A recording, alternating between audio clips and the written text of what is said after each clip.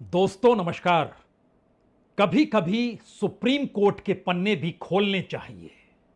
ये पन्ने भारत की राजनीति से जुड़े हुए हों तो और ज्यादा सलीके से खोलने चाहिए।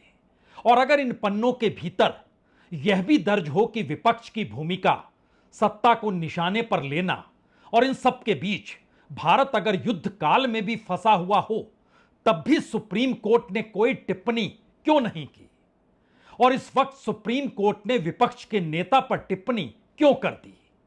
यह सब कुछ इतना आसान नहीं है जो दिखाई दे रहा है, क्योंकि सच तो यह है कि 1962 में जब चीन ने हमला किया भारत पे, उस वक्त राम मनोहर लोहिया के निशाने पर नेहरू की नीति थी।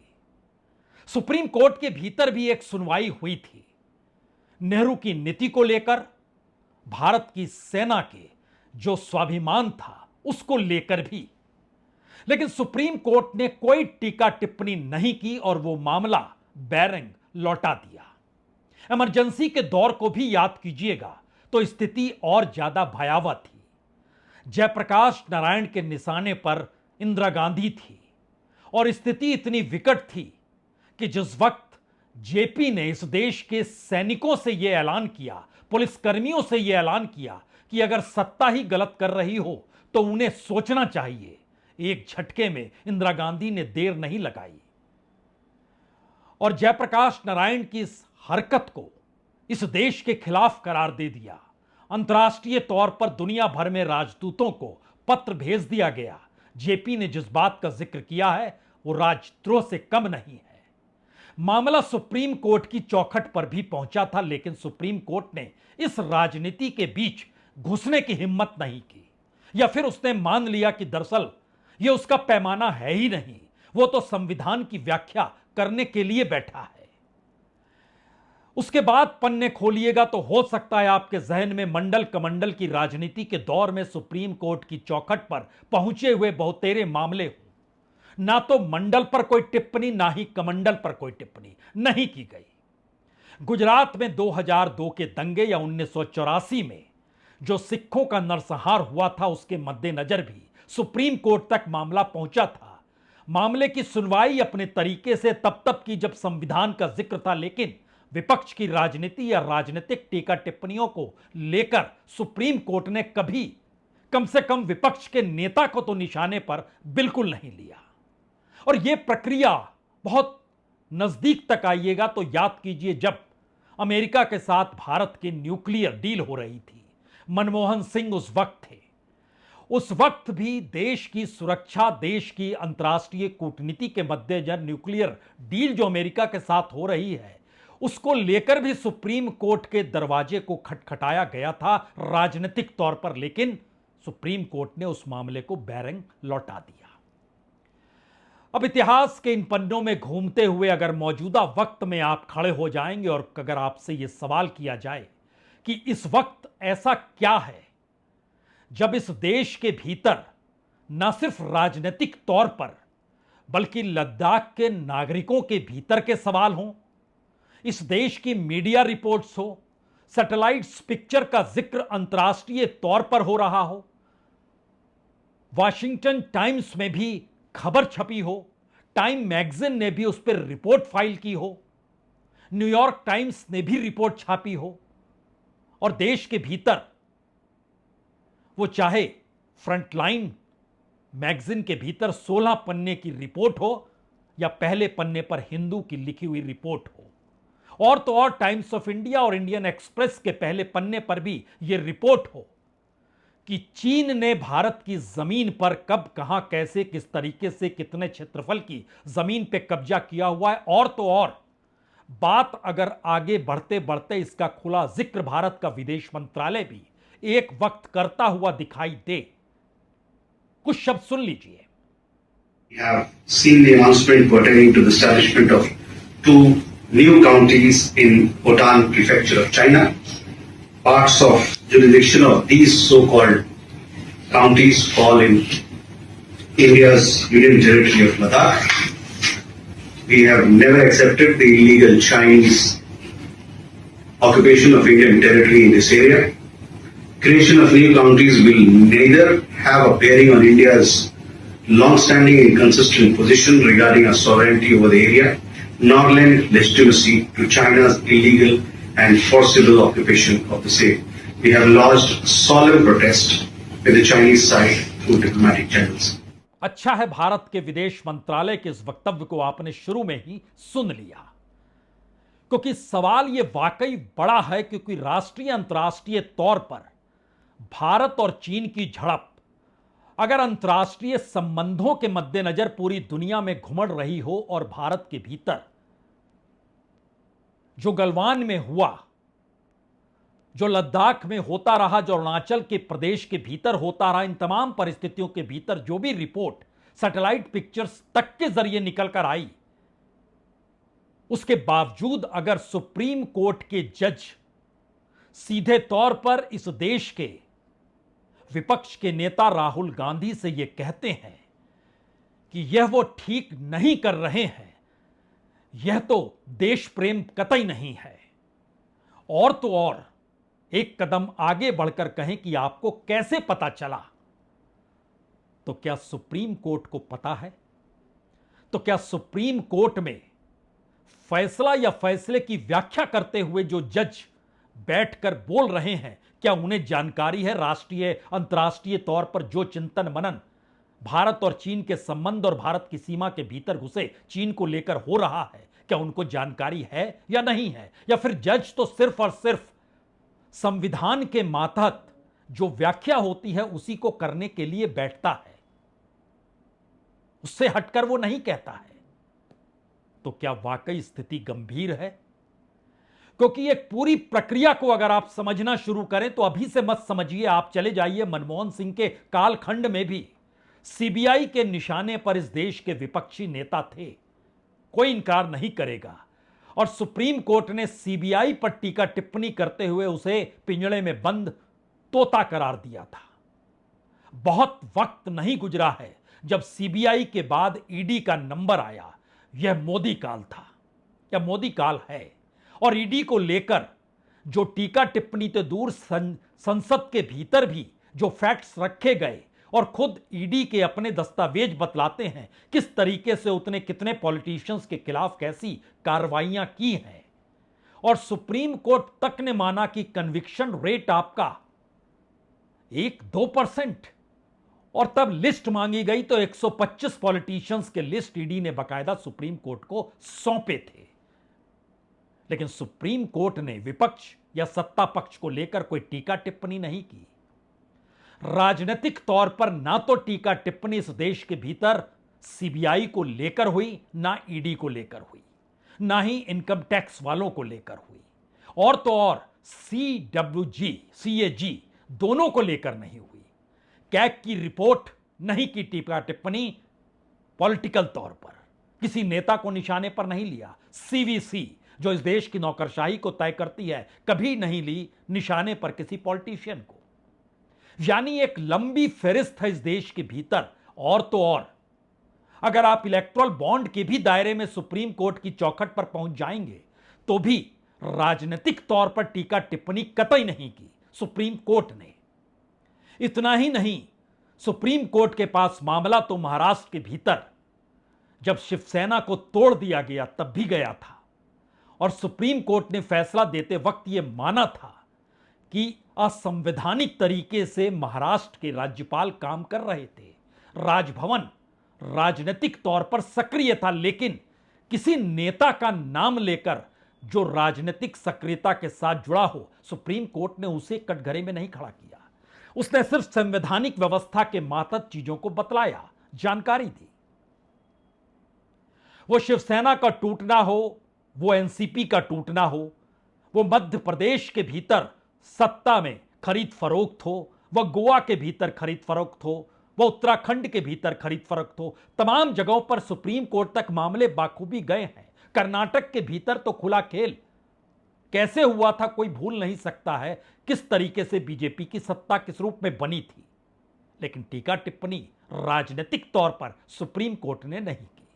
फिर ऐसा क्या हो गया जब राहुल गांधी को लेकर बकायदा सुप्रीम कोर्ट के जज ये कहने से नहीं चूके कि आपको कैसे पता है। एक बहस इस दौर में चलती रह गई जिसको सही मायने में चीफ जस्टिस रहे संजीव खन्ना और मौजूदा वक्त के चीफ जस्टिस गवई ने खुले तौर पर खारिज किया कि संविधान से ऊपर कुछ भी नहीं है। और यह बहस यहां तक चली गई कि बीजेपी के एक सांसद ने खुलकर कह दिया इस देश के चीफ जस्टिस इस देश में दंगा फैला रहे हैं। निशिकांत दुबे सांसद, उन्होंने इस बात का जिक्र किया था, लेकिन सुप्रीम कोर्ट ने उन्हें भी जगह नहीं दी अपनी टीका टिप्पणियों के जरिए कि आपको कोई हम जगह देते हैं। जिस तरीके से सुप्रीम कोर्ट के फैसले सत्ता को परेशान करते हैं और सत्ता ने खुले तौर पर निशाने पर सुप्रीम कोर्ट को लिया। सिर्फ निशिकांत दुबे क्या, इस देश के भीतर संवैधानिक पद पर बैठे हुए देश में दूसरे नंबर के यानी उपराष्ट्रपति पद पर बैठे जगदीप धनखड़ ने भी निशाने पर लिया था सुप्रीम कोर्ट को और कहा था संसद से ज्यादा ताकत सुप्रीम कोर्ट के पास नहीं हो सकती है। संविधान बाद में है, कानून तो संसद में बनता है। क्या क्या कुछ कहा गया उसको दोहराने की जरूरत होनी नहीं चाहिए, लेकिन यह तो कहा ही जा सकता है कि सुप्रीम कोर्ट ने निशाने पर बिल्कुल नहीं लिया पॉलिटिशियन, और उसमें भी विपक्ष के नेता को तो कभी नहीं लिया। 2018 जनवरी का महीना, 4 जज सुप्रीम कोर्ट के खुले तौर पर प्रेस कॉन्फ्रेंस कर रहे थे और सुप्रीम कोर्ट के अपने इतिहास में और भारत के इतिहास में भी वो पन्ना आज भी स्वर्ण अक्षरों में नहीं लिखा जाएगा, बल्कि एक स्वर्ण पन्ने पर काले अक्षरों में लिखा जाएगा जब बाहर निकलकर जजेस ने कहा डेमोक्रेसी इन डेंजर, हमारे पीछे किताब रखी हुई है। उस वक्त ये जज के तौर पर थे, बाद में चीफ जस्टिस बन गए। चीफ जस्टिस बनने के बाद जब रिटायर हुए तो उसके चंद महीनों के भीतर ये संसद में पहुंच गए, राज्यसभा के सदस्य, इन्हें सत्ता ने नॉमिनेट कर दिया। यह भी सब कुछ अपने तरीके से पहली बार हुआ। और चीफ जस्टिस गगोई को लेकर जितने सवाल इस देश के भीतर उसके बाद यह कहकर उठे कि सुप्रीम कोर्ट क्या सत्ता के इशारे पर काम करता है, उसके बाद से इस देश के भीतर सुप्रीम कोर्ट को लेकर जो भी सवाल खड़े होते रहे, वो तमाम सवालों के बीच ऐसा कभी नहीं था कि इस देश के एलओपी को देशभक्ति क्या होती है, कौन से सवाल उठाने चाहिए, आपको कैसे पता है, इस बात का जिक्र कर दिया जाए। इतना आसान नहीं है, लेकिन इतना आसान क्यों बना दिया गया? क्या इस दौर में जो भी इंस्टीट्यूशन काम कर रहे थे सबकी क्रेडिबिलिटी खत्म हो गई है? वो मीडिया हो, वो नौकरशाही हो, इस देश के इंस्टीट्यूशंस हो, कॉन्स्टिट्यूशनल इंस्टीट्यूशन हो, स्वायत्त संस्थाएं हो, यहां तक कि इलेक्शन कमीशन ही क्यों ना हो, सब चीजें खत्म हो चली हैं। तो आखिर में जो सबसे ज्यादा भरोसेमंद चीज बची है वह तो एकमात्र सुप्रीम कोर्ट ही होगा, जिसको संसद की व्याख्या करनी है। और अगर वहां से भी पॉलिटिकल आवाज आने लग जाए तो समझ जाइए संकट वाकई बहुत बड़ा है। और इस संकट की राजनीतिक जमीन इस देश की राजनीतिक सत्ता के हिस्से में आकर क्या खड़ी हो गई है, शायद इसीलिए अब यह खुली आवाज है। जजेस कैसे तय कर सकते हैं सच्चा भारतीय है कौन सच्चा भारतीय नहीं है? ये तो मुझे लगता है कि मतलब न्यायपालिका के प्रति पूरे आदर के साथ कह रही हूँ कि ये तो उनके दायरे में नहीं होता डिसीजन। ये कोई जस्टिस तो नहीं तय करेंगे। मुश्किल ये नहीं है कि जज ने कैसे तय कर लिया और इस देश के अपोजिशन लीडर को निशाने पर ले लिया, और जो टिप्पणी की वो खुद सुप्रीम कोर्ट के अपने इतिहास में कभी नहीं कही गई, क्यों कह दिया? क्या इस दौर में राजनीतिक तौर पर सत्ता यह मानकर चलती है कि वही देश है, या राजनीतिक सत्ता ने जो पहला प्रयास 2015 में किया था कि इस देश में जजों की नियुक्ति भी उसके जरिए होनी चाहिए, जो नेशनल जुडिशियल अपॉइंटमेंट कमिटी का जिक्र 2015 में पहली बार उसने ये सोचकर करने की कोशिश की थी कि आने वाले वक्त में अगर सत्ता ही तय करने लग जाए कि इस देश का जज कौन होगा, तो सत्ता के खिलाफ फैसले कम से कम सुप्रीम कोर्ट तो नहीं देगा, क्योंकि नियुक्ति तो उसी ने की होगी।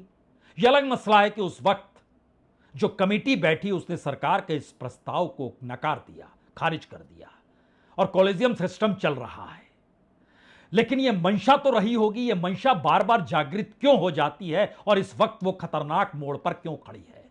वो इसलिए खड़ी है क्योंकि इस वक्त तमाम मुद्दों के आसरे अगर आप एक एक चीजों को देखते चले जाएं तो सबसे बड़ा संकट इस वक्त इस देश में होने वाले चुनाव के रिजल्ट को लेकर है और इलेक्शन कमीशन की भूमिका को लेकर है। इसके बाद तो इस देश में डेमोक्रेसी की कोई परिभाषा आप दे नहीं सकते हैं। यही सबसे बड़ी परिभाषा है। इस देश में लोकतंत्र का मतलब चुनाव है, चुनाव का मतलब चुनाव आयोग की निगरानी है और अगर वही सत्ता के अनुकूल हो गई तो फिर बचेगा क्या और बचा क्या? इसका जवाब देगा कौन? और इसका जवाब कोई नहीं दे पाएगा तो क्या अब राहुल गांधी जिस दिशा में भारत के लोकतंत्र, भारत की चुनावी प्रक्रिया, भारत में इलेक्शन कमीशन, वो 2024 का चुनाव हो, महाराष्ट्र का इलेक्शन हो, वो हरियाणा का इलेक्शन हो, वो दिल्ली का इलेक्शन और बात होते होते अब बिहार तक जा रही है, तो अगर ये कड़ी खुले तौर पर जुड़ती चली गई और तथ्यों के साथ जुड़ती चली गई तो इस देश में लोकतंत्र है, वह भी चुनाव वाला लोकतंत्र है जिसमें इस देश के करोड़ों लोग, पिछले चुनाव में 97 करोड़ वोटर थे, अगले चुनाव में 100 करोड़ पार कर चुके होंगे। यानी दुनिया का सबसे बड़े लोकतांत्रिक देश में चुनाव एक फ्रॉड तो नहीं हो गया। अगर ऐसी परिस्थिति में विपक्ष के नेता बढ़ चुके हैं या पूरे विपक्ष को जो वो एकजुट कर रहे हैं और 7 तारीख को घर पे मीटिंग बुलाई है, 7 तारीख को प्रेस कॉन्फ्रेंस की तैयारी है, 8 तारीख को विरोध प्रदर्शन करते हुए बेंगलोर में नजर आएंगे, 7 तारीख को ही इलेक्शन कमीशन तक विपक्ष मार्च करने वाला है, क्या उससे पहले एक परिस्थिति है कि कम से कम जिसकी जो भी साख हो, क्रेडिबिलिटी हो, अगर उसको ही खारिज कर दिया जाए तो फिर कुछ नहीं बचेगा। लेकिन खारिज जो कर रहा है उसकी अपनी साख तो होनी चाहिए। तो मीडिया की साख इस दौर में खत्म हो गई, इंस्टीट्यूशंस की अपनी साख खत्म हो गई, इस देश के भीतर में ईडी, सीबीआई, आईटी, इनकी साख खत्म हो गई, इस देश के भीतर हर उस स्वायत्त संस्था की साख खत्म हो गई जो कि राजनीतिक तौर पर बीते 10 सालों में सक्रिय दिखाई दिया। राजनीतिक तौर पर निशाना साधने वाले ऑर्गेनाइजेशंस को लेकर सबकी साख खत्म हो गई। बचा कौन? बचा है इस देश में सुप्रीम कोर्ट। और सुप्रीम कोर्ट के जरिए अगर किसी की क्रेडिबिलिटी पर उंगली उठाई जाए और खुद प्रधानमंत्री उसका जिक्र यह कहकर करें कि देखिए इसके क्या मतलब और मायने हैं। आज जब एनडीए के संसदीय दल की बैठक थी उसमें प्रधानमंत्री ने सुप्रीम कोर्ट के इस वक्तव्य का जिक्र भी किया जो सुप्रीम कोर्ट ने राहुल गांधी को चिताया, समझाया, या कोई भी शब्द का इस्तेमाल कर सकते हैं, लेकिन विपक्ष के नेता को जिस तर्ज पर निशाने पर लिया वो हैरत अंगेज तो सुप्रीम कोर्ट की अपनी अपनी किताब में भी है, लेकिन दूसरी तरफ सुप्रीम कोर्ट एलओपी पर कह रहा है जो एक तरफ पॉलिटिक्स है, दूसरी तरफ कॉन्स्टिट्यूशन है, और उसका जिक्र पॉलिटिक्स करते हुए देश के प्राइम मिनिस्टर संसदीय दल की बैठक में कर रहे हैं और संसद चल रही है। चलती हुई संसद ना चले इसकी पूरी व्यवस्था हो चुकी है। कोई गंभीर मुद्दा इस दौर में ना उभर कर आए और इस देश के इलेक्टोरल प्रोसेस को लेकर उसी संसद के परिसर में, इसी डेमोक्रेसी के मद्देनजर निशाने पर इलेक्शन कमीशन है विपक्ष के। ऐसे मौके पर चीन का जिक्र, चीन द्वारा हथियाई गई जमीन का जिक्र और ऐसे मौके पर राष्ट्रवाद की परिकल्पना को उभारना सुप्रीम कोर्ट के जरिए बहुत साफ मैसेज है कि जिसकी भी क्रेडिबिलिटी होगी, अगर संभव और सक्षम होंगे तो उसकी क्रेडिबिलिटी खत्म करेंगे। अगर वो सत्ता का विरोध कर रहा है तो यह होती है साख की लड़ाई और यह होता है किसी की साख को खत्म करने के लिए ऐसे साख वाले को खड़ा कर दीजिए जिसकी साख आने वाले वक्त में बचे ही नहीं। तो क्या इस देश के भीतर पहली बार राजनीति एक आखिरी लड़ाई की दिशा में बढ़ चुकी है जहां पर इस देश में जजेस भी ऐसे टीका टिप्पणी करने से नहीं चुकेंगे? क्योंकि एक एक करके आपके जहन में सारे इंस्टीट्यूशन आते चले जाने चाहिए, जो आप इस दौर में देखेंगे सब कुछ खारिज हो चुका है। तो 3 बड़े सवाल आखिर के जो इस वक्त शायद हर जहन में होने चाहिए। अगर इस देश में इलेक्शन कमीशन और सुप्रीम कोर्ट की साख नहीं बची तो फिर डेमोक्रेसी के मतलब और मायने क्या होंगे? दूसरा सवाल, अगर राजनीतिक सत्ता ने इस देश के हर उस इंस्टीट्यूशन को अपने साथ कर लिया जिसका काम चेक एंड बैलेंस करना है तो फिर डेमोक्रेसी के मतलब क्या बचेंगे? और अगर विपक्ष की किसी भी राजनीति को साधने के लिए चेक एंड बैलेंस करने वाले डेमोक्रेटिक इंस्टीट्यूशंस, कॉन्स्टिट्यूशनल इंस्टीट्यूशंस अगर वह भी राजनीति करने लग जाए तो फिर बचेगा क्या? इन 3 सवालों का जवाब शायद किसी के पास नहीं होगा, लेकिन यह दिशा उसी दिशा में जा चुकी है जहां पर जो सवाल अगले 48 घंटों के भीतर इस देश के सामने होंगे, उन सवालों को कुंद कर दिया जाए, उसकी साख खत्म कर दी जाए। इसके लिए इस देश के भीतर राजनीतिक सत्ता क्या इस तर्ज पर सक्रिय हो सकती है या हो गई है? सब कुछ आपको दिखाई दे रहा है। सवाल सिर्फ देखने का नहीं, जरा समझ लेने का भी है। बहुत बहुत शुक्रिया, बहुत बहुत शुक्रिया।